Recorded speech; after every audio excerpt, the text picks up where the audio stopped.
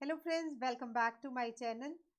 आज के इस सेशन में फिर से कुछ क्वेश्चंस को डिस्कस करेंगे जो कि सिंपल इंटरेस्ट से रिलेटेड हैं। अपनी सीरीज को यूं ही कंटिन्यू करते हुए बढ़ते हैं अपनी वीडियो की तरफ। Rupees 800 becomes rupees 956 in 3 years at a certain rate of simple interest.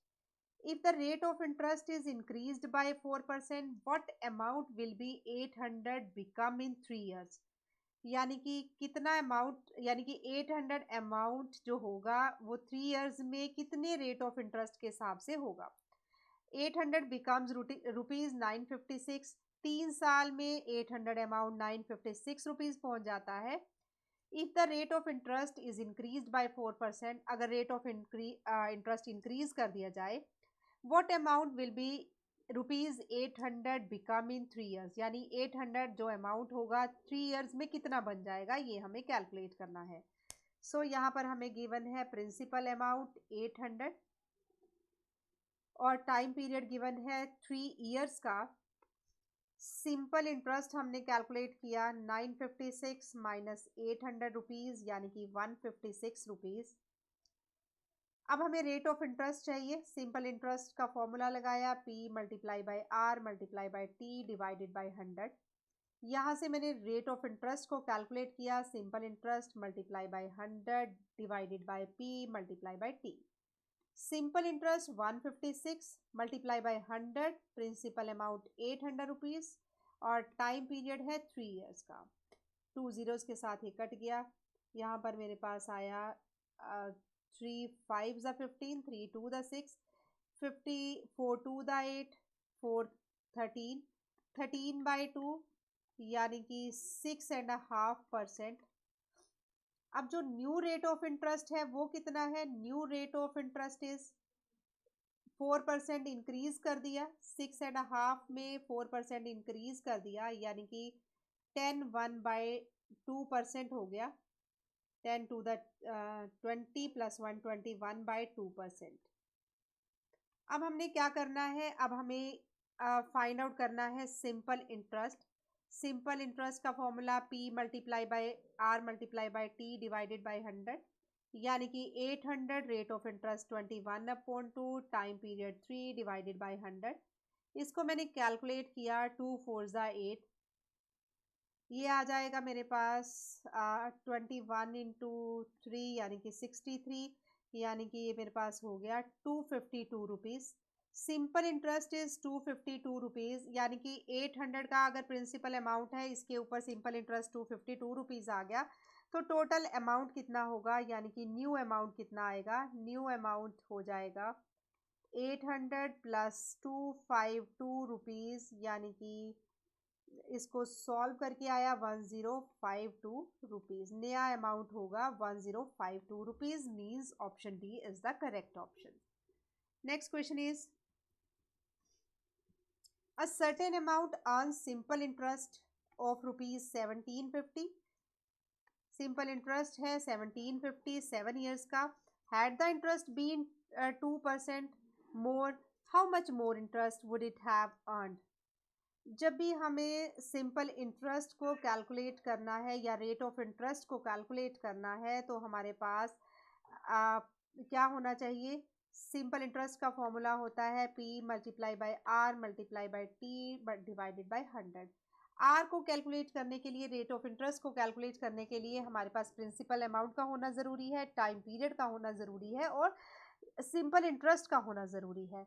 यहाँ पर हमारे पास प्रिंसिपल अमाउंट अवेलेबल नहीं है, यानी कि नहीं गिवन, यानी कि जो हमारा डेटा है वो इनएडिक्वेट डेटा है, यानी कि डेटा हमारे पास पूरा नहीं है। So option D will be the answer, means we can not determine the required result. So option D is the correct option. Next question is in how many years rupees 150 will produce the same interest at 8% as rupees 800 produce in 3 years at the rate 4%?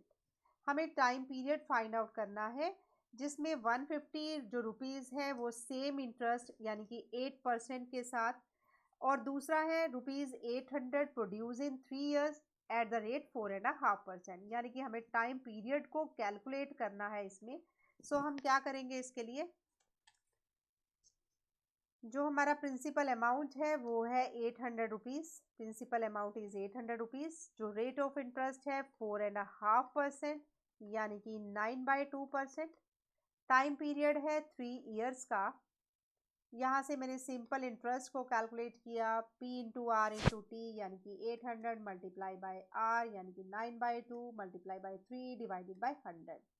So zero के साथ दो zeros cancel, 2 4 ज़ा 8, यानी कि 4 multiply by 9 multiply by 3, 108 rupees. Simple interest is 108 rupees.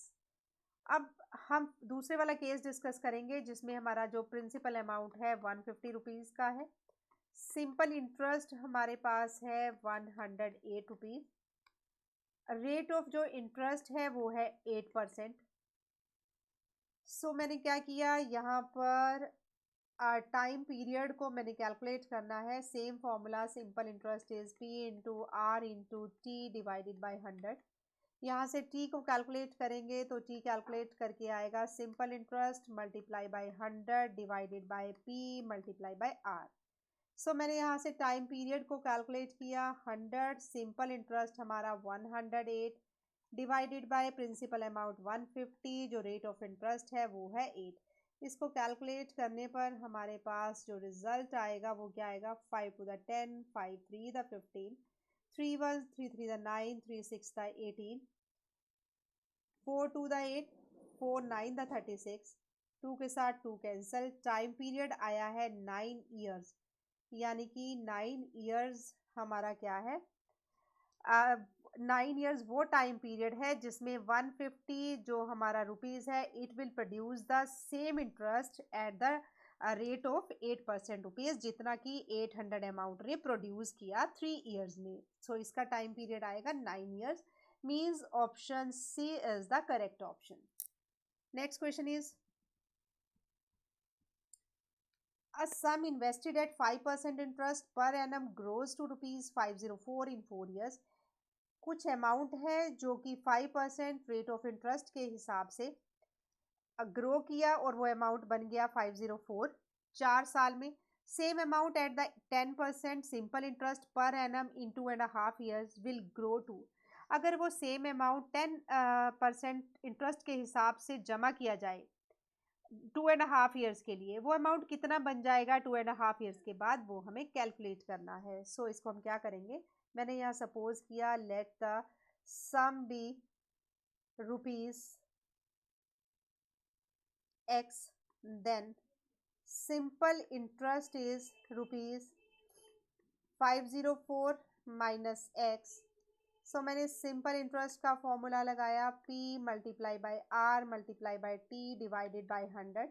Simple interest is 504 minus X, principal amount है हमारा x, rate of interest 5, time period 4 years divided by 100।